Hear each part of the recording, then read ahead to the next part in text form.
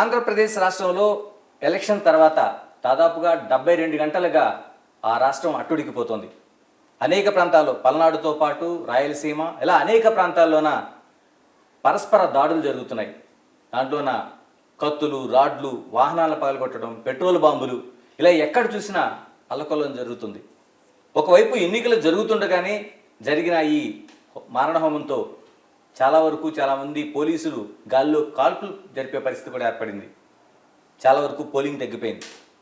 దీనిపై ఇప్పటికే ఎన్నికల కమిషన్, కేంద్ర ఎన్నికల కమిషన్, రాష్ట్రంలో పనిచేస్తున్న డీజీపీ కావచ్చు, మరోవైపు చీఫ్ సెక్రటరీ కావచ్చు, ఏం జరుగుతుంది ఈ రాష్ట్రంలో, మీరు ఎందుకు వైఫల్యం చెందారు అనేది ఒక ప్రశ్నలు అయితే వ్యక్తమవుతున్నాయి. ఇలాంటి పరిస్థితులు ఆంధ్రప్రదేశ్ రాష్ట్రంలో ఎందుకు వచ్చినాయి? దీన్ని కంట్రోల్ చేయడం సాధ్యమేనా? మన ముందు సీనియర్ ఐఏఎస్ అధికారి అర్జున్ రావు గారు ఉన్నారు. అర్జున్ రావు గారు నమస్తే. నమస్కారం. ఇప్పుడు ఆంధ్రప్రదేశ్ రాష్ట్రంలో జరుగుతున్న పరిస్థితులు మీరు చూస్తున్నారు, వార్తల్లో టీవీలో వస్తున్నట్లు. అంటే పల్నాడుతో పాటు గుంటూరు, కృష్ణా ఇలాగ అనేక ప్రాంతాల్లో ఇప్పటి వరకు దాదాపు 70కి పైగా ప్రాంతాల్లోన దాడులు, పరస్పర దాడులు, అది ఈ పార్టీ కావచ్చు, ఇంకో పార్టీ కావచ్చు, ఏదైనా. ఏం ఫెయిల్యూర్ కనిపిస్తుంది మీకు అధికారులోన? ఎందుకంటే మనకి ఎన్నికల కమిషన్ ముందుగానే ఎన్నికల కమిషన్ ఉంది, యంత్రాంగం అంతా వాళ్ళ చేతుల్లో ఉంటుంది, రాష్ట్రానికి డీజీపీ ఉన్నారు. ఎక్కడ మీకు ఫెయిల్యూర్ కనిపిస్తుంది? అంటే అసలు ఈ అఫీషియల్స్ ఏం చేస్తున్నారంటే అండి, అంటే ఎలక్షన్స్ టైం అనే కాకుండా ఎలక్షన్ ముందు కూడా ఈ పాలిటీషియన్స్ ఒక సైడు, పాలిటీషియన్స్ సపోర్ట్ చేసేవాళ్ళు ఇంకొంతమంది ఉంటారు కదా, వాళ్ళు ఈ అఫీషియల్స్ కలిసి ఒకరికొకరికి చాలా సంబంధాలు పెట్టుకుని ఉన్నారు. వీళ్ళు సంబంధాలు పెట్టుకుని ఈయన ఆయన పొగుడుతున్నాడు, ఆయన ఈయన పొగుడుతున్నాడు. అయ్యేటప్పటికీ ఎలక్షన్ వచ్చేటప్పటికి ఏమవుతుందంటే కాస్త టెన్షన్లు పెరుగుతాయి. ఇది రెండు పార్టీలు సైడ్ కూడా. ఆ పరిస్థితులు ఏమవుతుందంటే వీళ్ళు ఆఫీసర్లు ఎవరైతే ఎలక్షన్ కండక్ట్ చేయాలా, సేఫ్గా కౌంటింగ్ చేయాలా, అటు గవర్నమెంట్ తరఫుని బాధ్యత తీసుకోవాలా, అలాగే అపోజిషన్ పార్టీ ఇంకోటి ఉంటుంది కదా, వాళ్ళు కూడా ఏంటంటే ఎలక్షన్ జరిగేటప్పుడు అటు పార్టీని పవర్ కానివ్వండి, అపోజిషన్ పార్టీ వాళ్ళు కానివ్వండి, ఒక కంట్రోల్డ్గా మెయింటైన్ చేయాలి ఎలక్షన్ కండక్ట్ చేసేటప్పుడు. ఇప్పుడు వీళ్ళు ఒక సైడు ఎక్స్ట్రీమ్కి వెళ్ళి, అపోజిషన్ వాళ్ళు ఎక్స్ట్రీమ్కి వెళ్ళి ఒకళ్ళనొకళ్ళు అటాక్ చేసుకోవటం వల్ల ఏమవుతుంది, అక్కడ అఫీషియల్స్ వాళ్ళకి తెలియనట్టుగా నటించి, ఎలక్షన్ సమయంలో ఏంటంటే election commission of India controls the entire system, not the state government. Election commission of India officials కూడా ఉంటారు అక్కడ.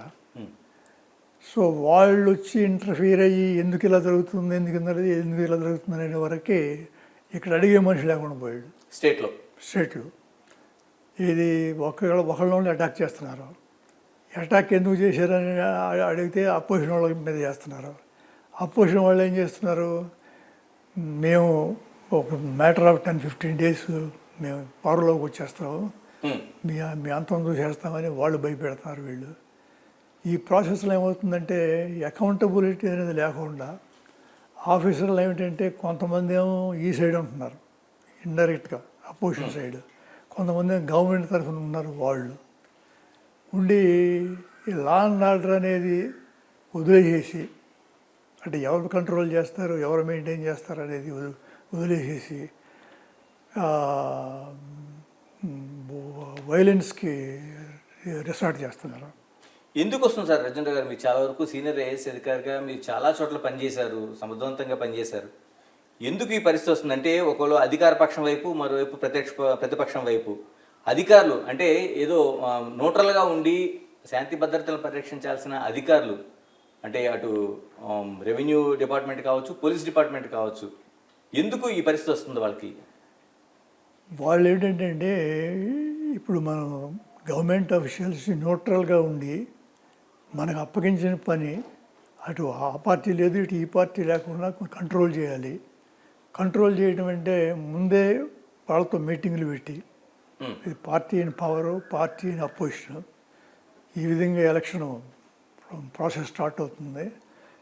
మీరు ఎలక్షన్ ప్రాసెస్ కన్నా సరిగ్గా చేయకపోతే చివరికి నష్టం మీకు కూడా జరుగుద్ది. కాబట్టి మీరు జాగ్రత్తగా ఉండాలి. ఎవరిని కూడా మేము స్పేర్ చేసే క్వశ్చన్ లేదు. గట్టిగా యాక్షన్ తీసుకుంటామని చెప్పి వాళ్ళని కొద్దిగా లా అండ్ ఆర్డర్ మెయింటైన్ చేయడంలో కొద్దిగా భయపెట్టాలి. వాళ్ళు అలా భయపెట్టుకోకుండా వాళ్ళు వీళ్ళకి ఒక మాట చెప్తున్నారు, వాళ్ళకి ఒక మాట చెప్తున్నారు. వీళ్ళు చెప్పేటప్పటికి ఏమవుతుంది, కొన్ని ఏరియాల్లో అంటే అసలు ఇదివరకు రోజుల్లో కూడా కొన్ని ప్రాంతాల్లో వైలెన్స్ ఎక్కువ ఉంది. ఇది రాయలసీమ అనండి, లేకపోతే పల్నాడు అనండి, కొన్ని ఏరియాల్లో. ఈసారి ఏమైందండి, మిగిలిన చోట కూడా, మిగిలిన రాష్ట్ర జిల్లాల్లో కూడా ఇది స్ప్రెడ్ అయింది. ఇది స్ప్రెడ్ అయ్యేటప్పటికి దీన్ని కంట్రోల్ ఎవరు చేయాలి? ఇప్పుడు చీఫ్ సెక్రటరీ ఒక సైడు, డీజీపీ, ఇటు పోలీసు, ఇటు రెవెన్యూ డిపార్ట్మెంట్ అందరూ కలిసి వాళ్ళు వీళ్ళని చూడుకోకుండా ఈ ఎక్కడన్నా ఏదైనా జరిగితే అరెస్ట్ చేసి ముందు వీళ్ళని జైల్లో పెట్టాలి. జైల్లో పెడితే ఒకళ్ళని చేస్తే ఒకళ్ళకి భయం వస్తుంది. అది ఎవరిని ఏం చేయకుండా వదిలేసామనుకోండి మనం, వాళ్ళు ఇక హద్దు మీరిపోయి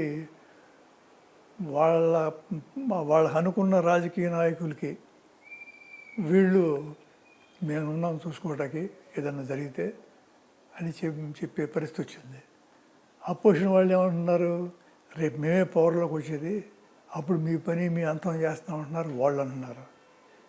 బట్ ఈ విధంగా హద్దు మీరు వెళ్ళిపోయారనుకోండి, election commission of India interfere అయ్యే వరకు జరగవలసిన డ్యామేజ్ జరిగిపోయింది. అయిపోయింది. ఎన్నికల కమిషన్ ఇప్పుడు కేంద్ర ఎన్నికల కమిషన్ వచ్చింది, ఆదేశాలు జారీ చేసింది. సిఎస్ ఏం చేస్తున్నాడు, ఇప్పుడు డీజీపీ ఏం చేస్తున్నాడు ఈ రాష్ట్రంలో అనేది ప్రశ్నించింది. ఇప్పుడు ప్రశ్నిస్తే వీళ్ళు చెప్పే సమాధానం వీళ్ళు చెప్తారు.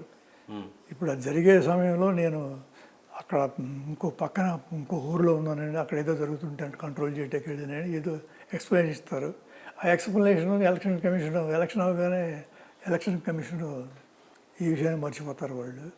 వాళ్ళు చేసేది కూడా ఏముండదు. అది అసలు ఇదివరకు అఫీషియల్స్ ఎలా ఉండేది ఏంటంటే, అది మాది 66 బ్యాచ్ ఐఏఎస్, ఐపీఎస్ కూడా 66 బ్యాచ్ అలా ఉండేది. బ్యాచ్కి మనం వెళితే స్లోగా ఏమైందంటే అండి, అఫీషియల్స్లో ఒక రకమైన కొంతమంది ఏమో బాగా పనిచేసేవాడికి నిరుత్సాహపడుతున్నారు. బాగా పని చేయకోకుండా డబ్బు చేసుకుని బాగా భూములను సంపాదించుకుని వాళ్ళ సొంత రాష్ట్రంలోనో లేకపోతే వాళ్ళకి వీలైన చోట్ల ఆస్తులు సంపాదించి లేకపోతే విదేశాల్లో డబ్బు పెట్టుకుని చేసినప్పుడు ఎవరి మీద ఎప్పుడు యాక్షన్ తీసుకున్నప్పుడు ఇప్పుడు వచ్చే నష్టమే ఉంది, వాళ్ళకి లాభమే కదా. ఒక వైలెన్స్ జరిగితే ఆయన మీద యాక్షన్ ఏం తీసుకున్నారు? ఇప్పుడు తీసుకునేది ఏముండదు. ఎలక్షన్ కమిషన్ అడిగిన దానికి సమాధానం చెప్తారు వీళ్ళు, తర్వాత అది అందరూ మర్చిపోతారు వాళ్ళు. మెయిన్లీ ఆంధ్రప్రదేశ్లో జరగటం అనేది, ఆంధ్రప్రదేశ్ ఏంటంటే జనరల్గా ఇదివరకు కూడా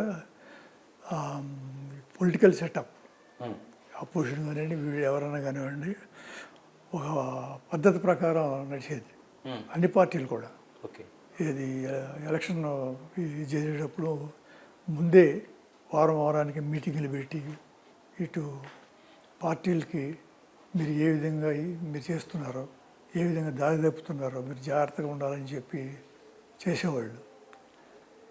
తర్వాత అప్పుడు రాజకీయ నాయకులు కూడా అండి, అంటే నేను అప్పుడు కలెక్టర్ విశాఖపట్నం అండి, ఎన్టీ రామారావు గారు ఆయన పార్టీ పెట్టి ఆయన క్యాంపెయిన్ చేస్తున్నాడు. విజయభాస్కర్ రెడ్డి గారు విశాఖపట్నంలో క్యాంప్ చేస్తున్నారు. అంటే 4-3 రోజులు అక్కడ ఉండి ఆ ఏరియాల్లో ఏం జరుగుతుంది ఆయన ఒక అఫీషియల్ లాగా, విజయభాస్కర్ రెడ్డి గారు లా అండ్ ఆర్డర్ ప్రాబ్లమ్స్ రాకుండా ఎన్టీ రామారావు గారు క్యాంపెయిన్ చేసుకుంటూ ఆయన చేసుకుంటాడు. మీరు ఎవరో కూడా మీ పని మీరు చేసుకుంటూ ఉండండి. సరే, ఎలక్షన్లో ఆయన పై వచ్చాడు. తర్వాత ఎన్టీ రామారావు దగ్గర నేను చాలా కాలం పనిచేశాను కూడా. నేను ఇప్పుడు ఎన్టీఆర్ స్టేడియము, ఇటు ట్యాంక్ బండ్, ఎన్టీఆర్ గార్డెను, ఇవన్నీ అప్పుడు మేము చేసినవి. ఇప్పుడు ఏమైందంటే ఈ వీళ్ళకి మంచి మంచి ఆఫీసర్స్కి ఒక అనుమానం ఏంటి, ఏదన్నా మనకి ఇబ్బంది వస్తే, ఏదన్నా డిఫికల్టీ వస్తే మనల్ని ప్రొటెక్ట్ చేసేది ఎవరు? ఈ రాజకీయ నాయకులు ప్రొటెక్ట్ చేస్తారా, లేకపోతే వీళ్ళు కూడా కొంత హాని చేస్తారా అని ఉన్నదే లేనిది కూడా ఆలోచించి అది కలిపేసేసి మొత్తం వీళ్ళు వాళ్ళతో వీళ్ళు కలిసి ఇప్పుడు ఎమ్మెల్యే ఓటర్ని కొట్టాడు, ఓటర్ ఎమ్మెల్యేని కొట్టాడు. అవును. ఎమ్మెల్యే ఏ పార్టీ అయినా కూడా అందరూ గౌరవిస్తారు. అలాగే ఓటర్లు ఓట్లు వేసేవాళ్ళు కూడా వాళ్ళు వేసే పద్ధతిలో వాళ్ళు ఓట్లు వేస్తారు. మరి ఆయన కొట్టి ఈయన కొడితే ఇక ఎలక్షన్ సిస్టమ్ ఎక్కడ ఉంది? అది ఎలక్షన్ మెషినరీ ఫెయిల్ అన్నమాట కదా అది. ఏమంటారు మీరు? ఇప్పుడు దాదాపు 72 గంటలుగా ఈ జరుగుతోంది. అంటే చాలా వరకు పెద్ద ఒక రావణ కాష్టంలాగా అయిపోయినట్టు కనిపిస్తుంది రాష్ట్రం అంతా. దీంట్లో అటు సిఎస్ కావచ్చు, లేకపోతే డీజీపీ కావచ్చు, ఇలా వైఫల్యం ఎంత కనిపిస్తుంది మీకు? వైఫల్యం అంటే వీళ్ళు ఇద్దరిని కూడానండి, అంటే గట్టి గవర్నమెంట్ ఉంటే ఇద్దరిని సస్పెండ్ చేయాలి. వీళ్ళిద్దరిని సస్పెండ్ చేసినప్పుడు మిగిలిన ఆఫీసర్స్ ఉంటారు కదా, వాళ్ళంతా భయపడి ఇక నుంచైనా జాగ్రత్తగా చేస్తారు. కానీ ఈ 3 days అనేది కాదు కదా, కౌంటింగ్ అవి తర్వాత ఎవరెవరు గెలిచారు అదని టైం పడుతుంది. అవును, June 4th వరకు మనకి టైం ఉంది. అప్పుడు ఆ రోజు కౌంటింగ్ ఉంది, తర్వాత గవర్నమెంట్ ఏర్పడాలి. June 4th వరకు ఉంది. June 4th తర్వాత 4-3 రోజులు ఇంకా ఎలక్షన్ సిస్టమ్ ఎవరు మంత్రులు ఎంత ఉంటుంది కదా, అప్పటి వరకు కూడా ఇది కంటిన్యూ అయ్యే అవకాశం ఉంది. ఇప్పుడు ఇక్కడ తాగుద్దని మనం అనుకోవటం వీల్లేదు. ఓకే.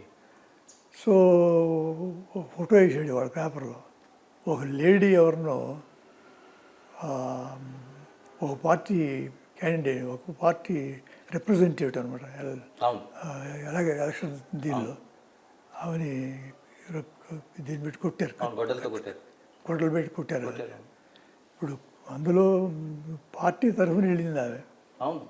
వెళితే మరి ఆడ మనిషిని నువ్వు అలా కొడితే, ఆడ మనిషిని మామూలుగా కూడా మనం గౌరవంగా పద్ధతి ప్రకారం చూసి ఆమె ఏదన్నా చేసినా కూడా ఇలా కాదమ్మా, మీకు మీ సంబంధం లేని విషయం చెప్పాలి కదా, చట్ట ప్రకారం చేయాలి. మరి గొడ్డలు తీసుకెళ్ళి మనం ఇది చేస్తే, కత్తులు తీసుకెళ్ళి అటాక్ చేస్తే ఇది అదొకటేను. తర్వాత సిస్టంలో ఏమైందంటే మనం ఇదివరకు రోజుల్లో సినిమాలు అంటే సినిమాలు కొంత వాల్యూస్ నేర్పాయి. మేము చిన్నప్పుడు చదువుకునే రోజుల్లో ఎప్పుడో ఒక సినిమా చూసేవాళ్ళం. ఆ సినిమాలో ఏదో మంచి చూపించాడు అల్టిమేట్గా. ఇప్పుడు ఏమిటి, దాని పేరే కొత్తగా పెడుతున్నారు, పెట్టి దానిలో లాట్ ఆఫ్ వైలెన్స్ చూపిస్తున్నారు. అంటే సినిమాలో చూపించే వైలెన్స్ ఇటువంటి వాటికి ప్రొవోకేట్ చేస్తుంది అంటారా? ఇప్పుడు యంగర్ జనరేషన్ ఏమిటంటే వాళ్ళు ఈ సినిమాలు చూసిన తర్వాత ఇది ఈ విధంగా మనం కూడా హీరోలాగా మనం కూడా వెళ్ళి ఇది చేయాలి అది చేయాలి అని చెప్పి ఆలోచనలో వెళ్తున్నారు వీళ్ళు. అది చేస్తుంటే ఈ సినిమాల్ని కంట్రోల్ చేయటానికి ఈ పద్ధతి ప్రకారం ఈ స్టోరీ ఎలా ఉండాలి అలా ఉండాలని కంట్రోల్ చేయాలి కదా, చేయట్లేదు వాళ్ళు. అది చూసి కొంతమంది ఏంటంటే ఎలక్షన్లో మా పార్టీ బలమైన పార్టీ అని ప్రూవ్ చేయడానికి అని హీరోస్ లాగా చేయాలని చెప్పి వాళ్ళు ఈ విధంగా హద్దు మీరి వెళ్ళిపోతూ ఉన్నారు. అర్జున్ గారు, ఇక్కడ కీలకంగా ఒక విషయం చెప్పారు మీరు. అంటే న్యూట్రల్గా ఉండాల్సిన ఏదైతే అధికారులు ఉన్నారో, అటు రెవెన్యూ కావచ్చు లేకపోతే పోలీస్ కావచ్చు, వీళ్ళు 2 పార్టీలకి, అధికార పక్షం కావచ్చు లేకపోతే ప్రతిపక్షం కావచ్చు, వీటికి 2గా విడిపోయి పనిచేస్తున్న పరిస్థితి వస్తుంది అంటున్నారు. ఇది కేవలం అవినీతిలో భాగంగా వస్తుందా, లేకపోతే భయపడి చేస్తున్నారా? ఇప్పుడు అవినీతి నుంచే భయం వస్తుంది.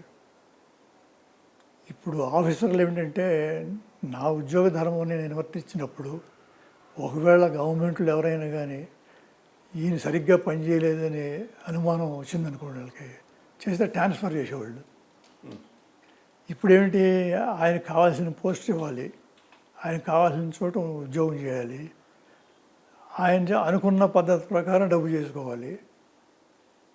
అందువల్ల ఈ రాజకీయ నాయకులతో ఈయన సరిగ్గా డీల్ చేయట్లేదు వీళ్ళు. రాజకీయ నాయకులు ఏంటి, ఈ ఆఫీసర్ని మనం పెట్టుకుని, పోలీసు కానివ్వండి లేకపోతే కలెక్టర్లు కానివ్వండి, వీళ్ళ సపోర్ట్తో మన పార్టీ సపోర్ట్తో మనం ఏ వైలెంట్ యాక్టివిటీ చేసినా కూడా అడిగేవాళ్ళు లేడు. అడిగేవాళ్ళు లేనప్పుడు ఇప్పుడు భయం ఉన్నప్పుడు ఇవాళ ఇది జరుగుద్ది, రేపు ఇంకోటి జరుగుద్ది, రేపు ఇంకోటి జరుగుద్ది. అది ఈ విధంగా జరుగుతుంటే మరి దీన్ని కంట్రోల్ చేయడానికి ఎవరున్నారు దాన్ని? ఇప్పుడు వచ్చి పార్టీ ఏ పార్టీ అయినా సరే ఈ ఎలక్షన్ సిస్టంలో చీఫ్ మినిస్టర్ కానివ్వండి, హోమ్ మినిస్టర్ కానివ్వండి, వీళ్ళ పాత్ర చాలా ఉంటుంది. ఇది అఫీషియల్స్ అందరినీ కూడా మీరు జాగ్రత్తగా కండక్ట్ చేయాలా ఎలక్షన్స్, ఎక్కడ చెడ్డ పేరు రాకుండా చూడాలా, ఎవరు కూడా మన మాట అనేటట్టు ఉండకూడదని చెప్తూ ఉండేవాళ్ళు. ఇప్పుడు ఆ విధంగా చెప్తున్నట్టు కనపట్టాల వీళ్ళు. చెప్పకుండా వాళ్ళని ఇంకా ఉత్సాహపరుస్తున్నట్టు కనపడుతుంది.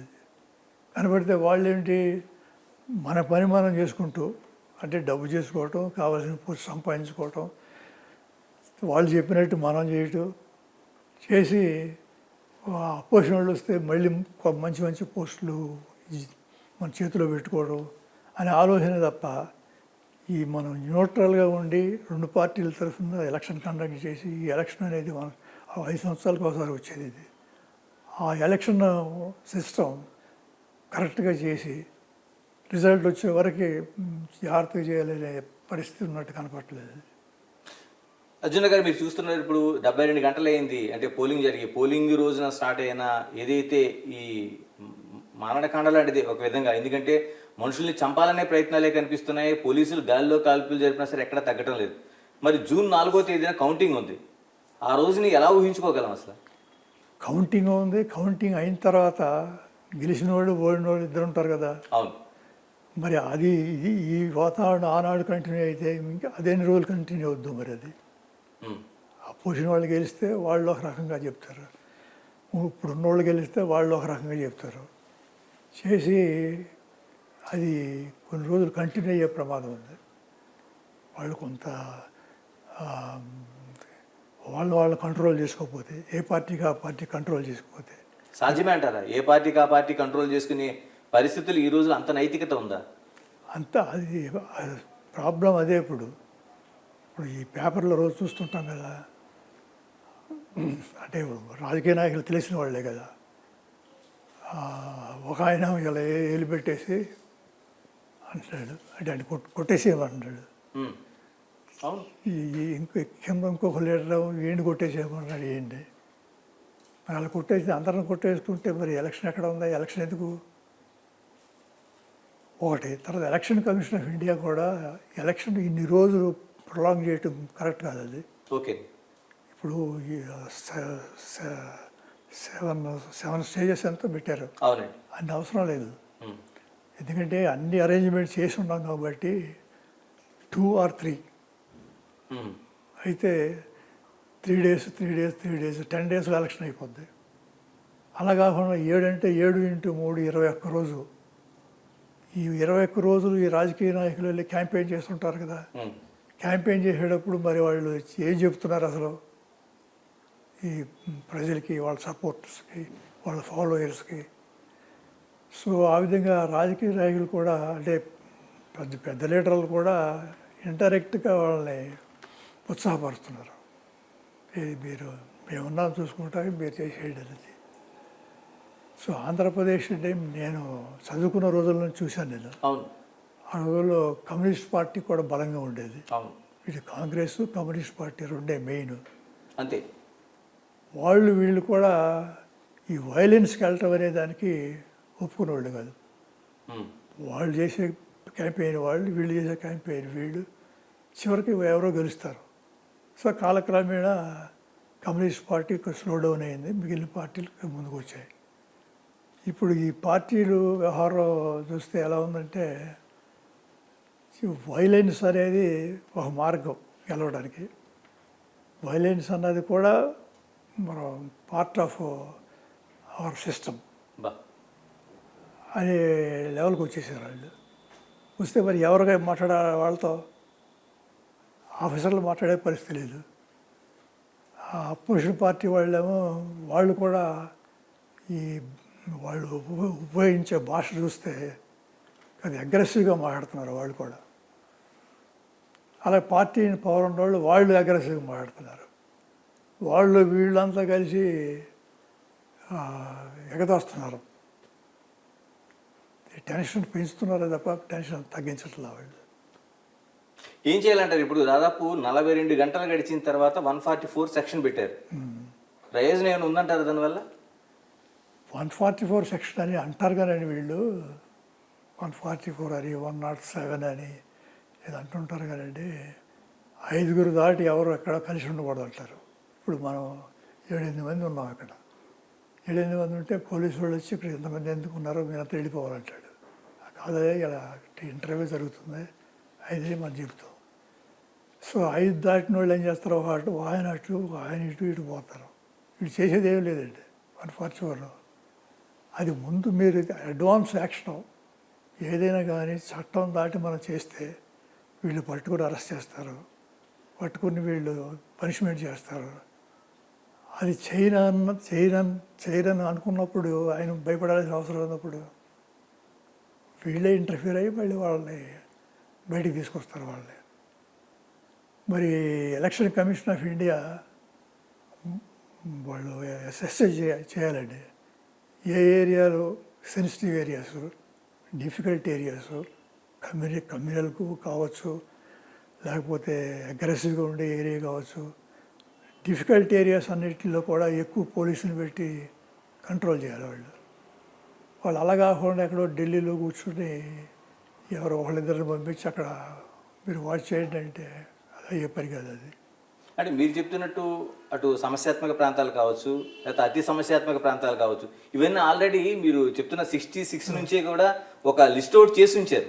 అప్పుడు దానికి ఎప్పటికప్పుడు యాడ్ ఆన్ చేసుకుంటూ పోతున్నారు. అయినా సరే ఫెయిల్యూర్ కనిపిస్తుంది. అది అవడంలో ఈ రాజకీయ నాయకుల పాత్ర ఎంత ఉందో ఆఫీసర్ల పాత్ర కూడా అంతే ఉందండి. ఓకే. ఈ ఆఫీసర్లు ఎవరైతే ఉన్నారో అంటే పోలీసు కలెక్టర్సే కాకుండా కింద వాళ్ళు కూడా ఉంటారు కదా. అవును. వీళ్ళు రాజకీయ నాయకులతో కలిసి పోస్టింగ్లు తెప్పించుకొని వాళ్ళు చెప్పినట్టు వీళ్ళు చేయడం, వీళ్ళు చెప్పినట్టు వాళ్ళు చేయడం. అన్ని చోట్ల కాదు, చాలా చోట్ల. ఒక స్టేట్లో కొన్ని చోట్ల 2-3 చోట్ల జరిగిందంటే మనం అండర్స్టాండ్ చేసుకోవచ్చు. Entire state is on fire అంటే మరి దాన్ని ఎలా కంట్రోల్ చేయాలా? సో అఫీషియల్స్ అంటే ఇదివరకులాగా న్యూట్రల్గా control law and order maintain చేయాలి, ఎలక్షన్ కండక్ట్ చేయాలి. ఎలక్షన్ అయిపోయిన తర్వాత మా అయితే ట్రాన్స్ఫర్ చేస్తారు అక్కడి నుంచి ఇంకో చోటకి. అలా కాకుండా they are going very fast. అర్జెంట్ గారు కొన్ని దృశ్యాలు చూస్తుంటే, అంటే మీడియా దాన్ని క్యాప్చర్ చేసిన దృశ్యాలు చూస్తుంటే, ఒక 30-40 సుమోల్లో రావటం, అందులోంచి వందల సంఖ్యలో రావడం, కత్తులు రాడ్లు పట్టుకొని రోడ్లపైన స్వైర వ్యవహారం చేస్తున్నారు.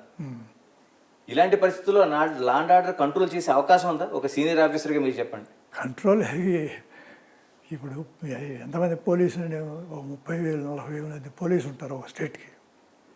తర్వాత ఎలక్షన్ టైంలో సెన్సిటివ్ ఏరియాస్ అని అనుకున్నప్పుడు ఎక్స్ట్రా పోలీసు కూడా ఉంటారు.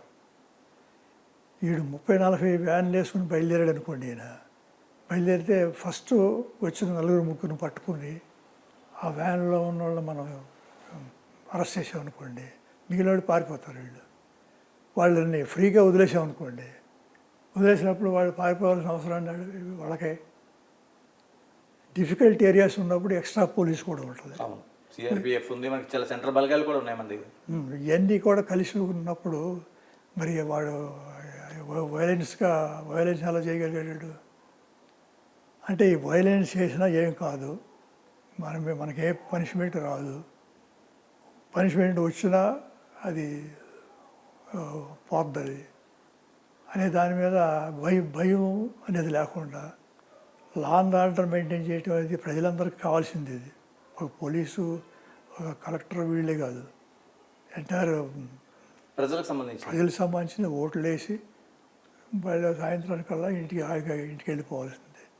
అలా కాకుండా హోల్ స్టేట్ ఆ విధంగా మరి అయిందంటే చెప్పడానికి వీల్లేదు. ఏమనిపిస్తుంది ఇప్పుడు అంటే మనకి సిఎస్ని మరోవైపు డీజీపీని పక్కన పెడితే ఎన్నికల కమిషన్, స్వతంత్రంగా ఉండాల్సిన ఎన్నికల కమిషన్ అసలు అది ఏదో ఒక సినిమాలో దృశ్యాలు చూస్తున్నట్టు చూస్తుంది కానీ ఇప్పటికొచ్చి యాక్షన్లోకి వెళ్ళలేకపోయింది. మీకేమనిపిస్తుంది? అది ఎలక్షన్ కమిషన్ ఆఫ్ ఇండియా ఏంటంటే, ఇప్పుడు ఇదివరకు రోజుల్లో మేము ఇండియాలో నలుగురు ముగ్గురు కమిషనర్లు చాలా పకడ్బందీగా ఎలక్షన్ కండక్ట్ చేశారండి.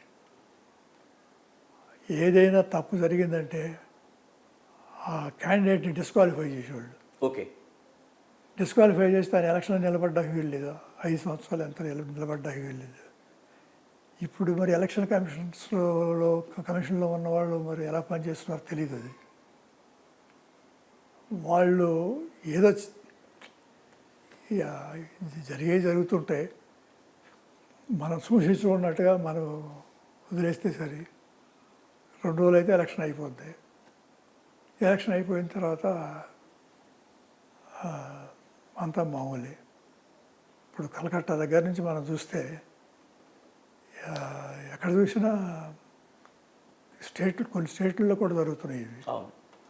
కానీ మనకు దురదృష్టం ఏంటంటే మన ఎలక్షన్స్ అంటే మాకు తెలిసినంతవరకు ఆంధ్రప్రదేశ్ ఎలక్షన్ అంటే ఇంటిగ్రేటెడ్ స్టేట్ ఉన్నప్పుడు ఈ వైలెన్స్ పెద్దగా జరిగిన ఘటనలు లేవు. ఎలక్షన్లో ఫ్రీగా జరిగాయి, సాయంత్రం 6 గంటలకి అంతా క్లోజ్ అయిపోయేది. అది ఆంధ్రప్రదేశ్లో అలా ఎందుకు అయింది అనేది అటు ప్రభుత్వంలో ఉన్న వాళ్ళని అడగాలి, అపోజిషన్ వాళ్ళు కూడా అడగాలి. ఈ పేపర్లో చూస్తే ఉదయం పేపర్ అపోజిషన్లో ఆయన అంటాడు ఎలా అంటాడు, ఆయన ఎవరు అన్నాడు ఎలా అంటున్నాడు. ఇటు అర్థమయ్యే దానికి అంటే వాళ్ళని కొట్టమనే కదా. కొట్టమంటే గవర్నమెంట్ వాళ్ళు ఏమంటున్నారు, వాళ్ళు వెళ్ళి వాళ్ళు ఏదో చెప్తున్నారు. సో ఈ విధంగా అవుట్ ఆఫ్ ఆర్డర్ సిస్టమ్. ఇప్పుడు మన కారు నడుపుతున్నాం అనుకోండి, కారు కంట్రోల్లో ఉండాలంటే మనం కంట్రోల్లో ఉండాలి కదా. ఆయన బాగా తాగేసి కారు నడిపితే ఎలా ఉంటుంది. అలాగే ఇప్పుడు వీళ్ళు ఎందుకు మరి అలా ఎలా చేస్తున్నారు కంప్లీట్గా అనేది అర్థం కావట్లేదు. చివరిగా చెప్పండి అర్జున్ రావు గారు, అసలు పూర్తిగా జరుగుతున్న పరిస్థితులన్నీ చూశారు. ఇప్పుడు కౌంటింగ్కి ముందు మనం వెళ్ళబోతున్నాం. వీటిని ఇలా కంట్రోల్ అవ్వాలంటే, ప్రజలు ఇంకా శాంతియుతంగా ఉండాలంటే ఏం చేయాల్సిన అవసరం ఉంది? మీరు ఒక దాదాపు సీనియర్ ఐఏఎస్ ఆఫీసర్గా పనిచేసిన అనుభవం ఉంది. ఇప్పుడు కౌంటింగ్ చేసేటప్పుడు అంటే దానికి లెక్కలు ఉన్నాయి. ఇప్పుడు కౌంటింగ్ చేసిన బాక్సెస్ అవన్నీ పెట్టి ఇచ్చారు. పెట్టిస్తే వాళ్ళు మొత్తం కలిసి 100-200 మందే ఉంటారు. వాళ్ళు మిగిలిన వాళ్ళు ఎవరు కూడా బయట వాళ్ళు కౌంటింగ్ స్టేషన్ దగ్గర రావద్దు. ఓకే. కౌంటింగ్ అయిన ఒక 3 days 4 days ఎవరు కూడా 144 కానీ ఇంకోటి కానీ పెట్టి ఈ ఏరియాలో తిరగొద్దు. ఎవరి పని వాళ్ళు చేసుకుంటూ వెళ్ళిపోండి అంతే. అంతేగాని కౌంటింగ్ చేసేటప్పుడు అక్కడ ఒక పెద్ద ప్రొఫెషనల్ లాగా తీశారనుకోండి, కౌంటింగ్ జరిగేటప్పుడే వాళ్ళ ఓట్లు ఎక్కువ వచ్చినాయి, వాళ్ళ ఓట్లు తక్కువ వచ్చినాయి అని అరవడం, అల్లరి చేయడం, ఈ ప్రొఫెషనల్ తీయడం కానీ చేస్తే అది మనం ఏమి చేయకుండా ఉన్నారు వీళ్ళు, కాబట్టి మనం ఏం చేసినా పర్వాలేదులే అనే పరిస్థితి ఉంటుంది అనమాట. అది కౌంటింగ్ చేసే దగ్గర నుంచి కౌంటింగ్ ఇళ్ళకి వెళ్ళే వరకే ఎవరు బజార్లో కనపడదు. ఓకే. ఆ పరిస్థితులు తీసుకురావాలి. తీసుకొచ్చేది 144 సెక్షన్ అని మనం అంటున్నాం కదా. 5 దాటి ఎవరు రోడ్డు మీద ఉండొద్దు. రేపటి నుంచే మీరు ఉండేది ఈ కౌంటింగ్ అప్పుడు కానీ అంత రాష్ట్రం అంతా పెట్టాలి. అంటే అన్ని చోట్ల జరుగుతుంది కాబట్టి పెడితే కౌంటింగ్ చేసేవాళ్ళు వాళ్ళు పనిచేసి కౌంటింగ్ లెక్కలు ఇచ్చి కౌంటింగ్ అన్ని ట్రెజరీలో దాచిపెట్టాలి వాటిని కొంతకాలం.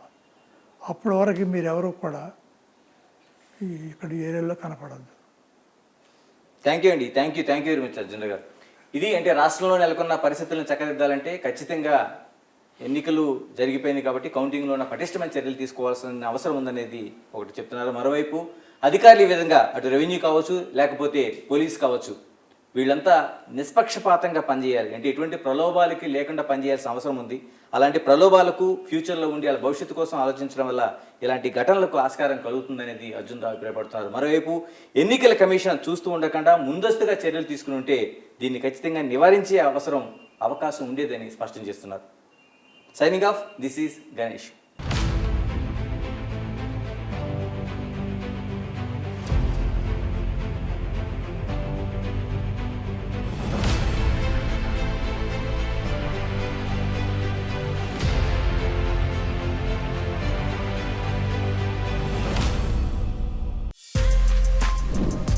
For more videos like this, subscribe Big TV channel.